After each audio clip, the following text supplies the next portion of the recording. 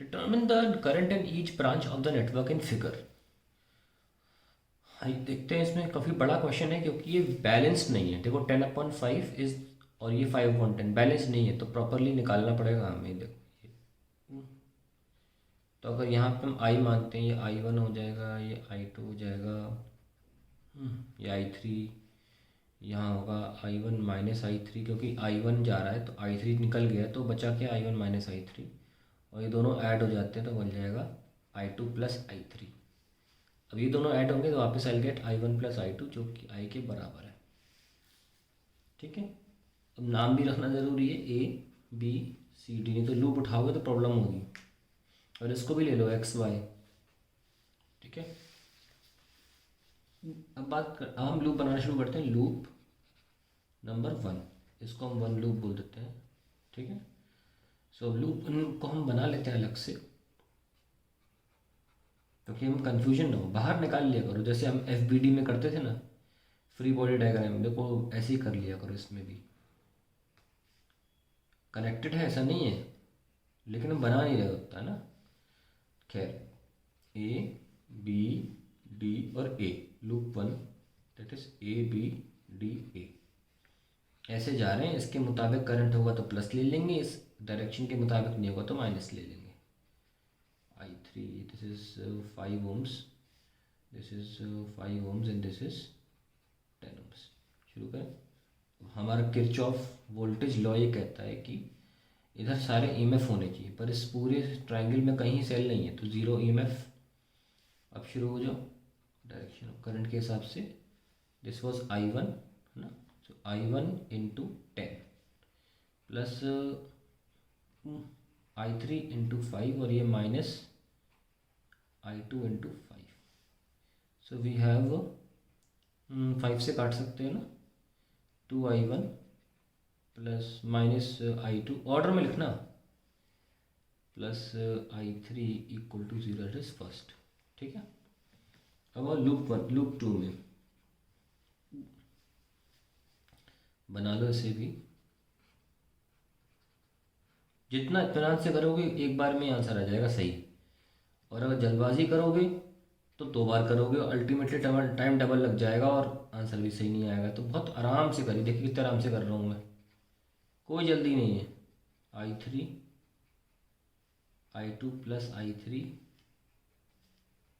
This is I1 minus I3। ठीक है, अब आप उल्टा ले लो ऐसे, क्योंकि फिर 2 प्लस आ जाएंगे ना, सही रहेगा। ऐसे लोगे तो 2 माइनस आ जाएंगे, क्योंकि एक ही डायरेक्शन होगा, उससे फ़र्क नहीं पड़ता माइनस प्लस से, बस थोड़ा सा अच्छा लगता है दिखने में।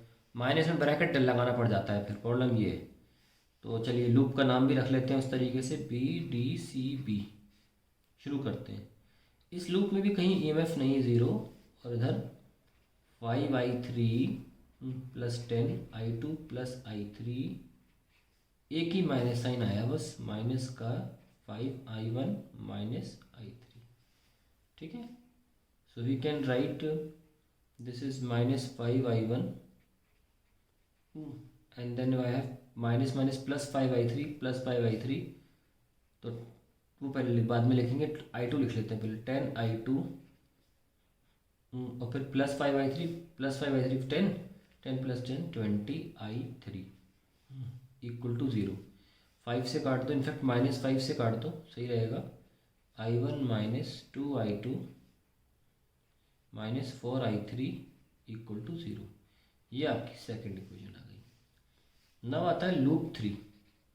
एक बात ध्यान रखना, कभी भी 3 इक्वेशन में ऐसी मत बना लेना जिसमें तीनों में एंड में 0 हो सकता है। आप सोच रहे हो अब मैं चौकोर लूप ले लूँ, फिर से आपको 0 मिल जाएगा, क्योंकि उस चौकोर लूप में भी कहीं EMF नहीं है। ऐसी इक्वेशंस मैथमेटिक्स में होमोजीनियस इक्वेशन हो जाती है, इसमें इनफाइनाइट नंबर ऑफ सॉल्यूशन आने लगते हैं। इसलिए एक इक्वेशन तो ऐसी होनी चाहिए जिसमें कोने में एक नंबर हो। तो हम क्या लेंगे, हम ये वाला लूप लेंगे जिसमें बैटरी सेल है। नाम लिख लो, AXADCY, Y, और बंद कर लो लूप, X बंद हो गया। अब लिखो, अब हमारे इस लूप को बना लेते हैं। ये 10 है, ये 10 वोल्ट, 5 10 और ये लो वापस आ गए 10 वोल्ट ये है, ये 5 है, ये 10 है। इसमें करंट जाएगा I2, इसमें करंट जाएगा I2 प्लस I3 और इसमें जा रहा है टोटल I, जो कि I1 प्लस I2 के बराबर है। इसमें लिख लो I1 प्लस I2 और ये कितना है 10 ओम है ना। सो लेट्स राइट, कोने में 10 लिख दीजिए, एक ही सेल है बस। अब शुरू करो, ये गया है इसमें I1 प्लस ये डायरेक्शन ले लो क्लॉकवाइज प्लस I2 इंटू 10 पहली रेजिस्टेंस, फिर 5I2 और फिर 10I2 plus I3 10 equals to 10I1 plus 10I2 5I2 15 25I2 और फिर आएगा 10I3, क्योंकि और दूसरा I3 कहीं है नहीं। 10 से काट दो 1 प्लस या 5 से काटो, वो भी 2.5 हो जाएगा, फिर अच्छा ही लगेगा।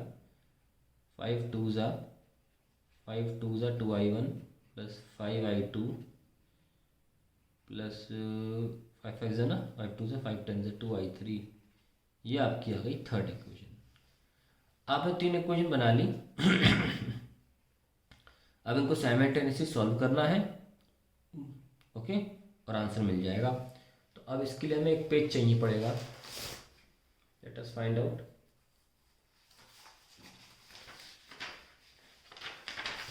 मैं मैट्रिक्स मेथड से करूँगा, ध्यान रखिएगा, क्योंकि अगर आपने इनको साइमल्टेनियसली सॉल्व किया तो आपका धुआं निकल जाएगा लिटरली, क्योंकि बहुत ज़्यादा कॉम्प्लेक्स नंबर्स हैं। कॉम्प्लेक्स नंबर मैथ्स वाला नहीं, वैसे कॉम्प्लेक्स है, कॉम्प्लेक्सिटी ज़्यादा है इसमें। तो हम क्या करेंगे, सबसे पहले मैट्रिक्स में रखने की कोशिश करेंगे। उसके लिए हम इक्वेशन को पहले लिख लेते हैं, और सबसे मैंने आपको मैट्रिक्स समझाया था कि जिसके आगे 1 लगा हो वो सबसे ऊपर रखें। तो मैं दूसरे नंबर वाली पहले लिखूँगा, I1 minus 2I1 minus 2I2 sorry 4I3 equal to 0। फिर आप कोई भी लिख लो, 2I1 minus I2 plus I3 equal to 0, और लास्ट में 2I1 प्लस 5I2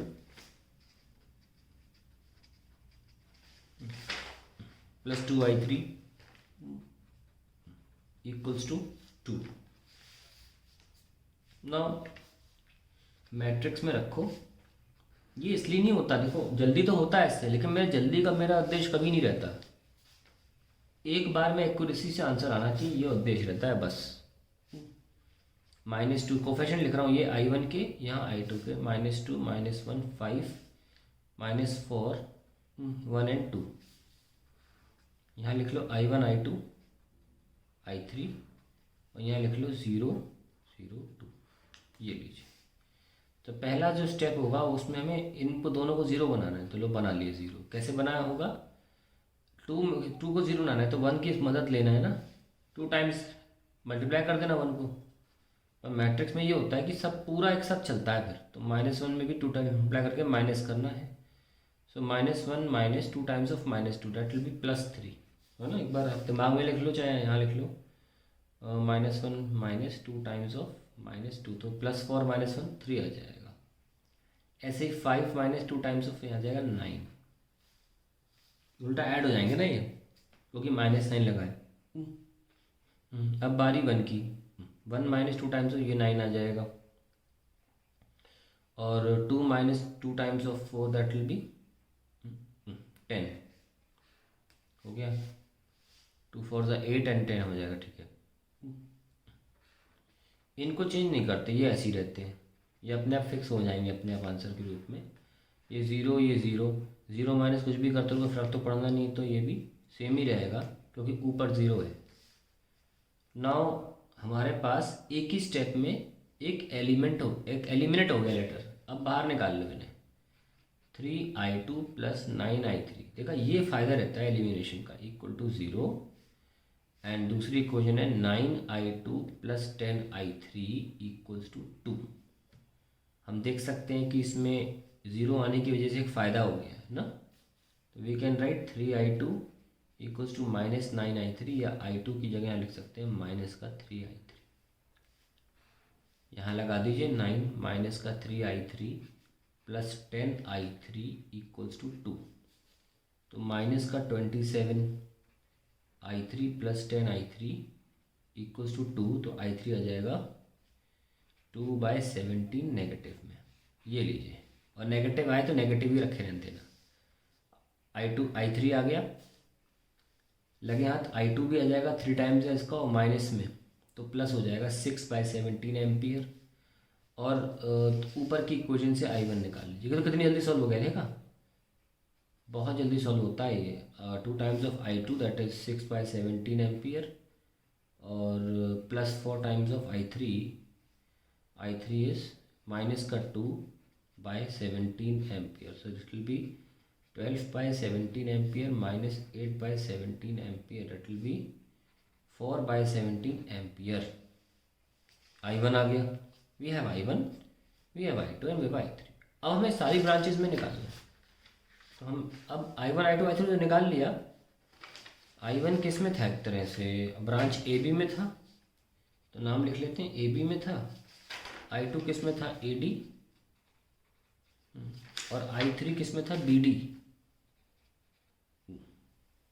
है ना। ये i3 आ गया हमारा। अब बारी आती है हमारी ब्रांच BC में। IBC जो था वो था i1 minus i3, that will be i1 is, अच्छा सॉरी, ये तो i1 आया ना, i3 ये i1 है, i3 है। सो i1 इज 4/17, है ना। तो ये AB ही रहेगा। 4/17 माइनस i3 इज माइनस का 2/17, दैट विल बी 6/17। फिर हमारी आती है आपकी DC में।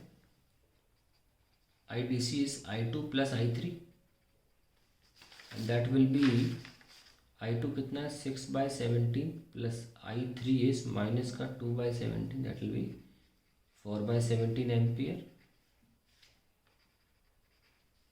और फाइनली हमारा 10 ओम में कितना जाएगा, XY ब्रांच में, IXY, it will be i1 plus i2। i1 कितना है, 4/17, और i2 है 6/17, that will be 10/17 ampere. So that these are the answers to the question. लंबा क्वेश्चन होता है, अगर बीटस्टोन बैलेंस नहीं तो लंबा होता है। आप खुद सोचो कितनी आसानी से सॉल्व हुआ है, सारे आंसर सही है, मुझे याद हैं आंसर्स। NCERT का बड़ा फेमस क्वेश्चन है भी, लेकिन अगर आप एलिमिनेशन मेथड से करोगे ना, बहुत टाइम लगेगा आपको, ठीक है।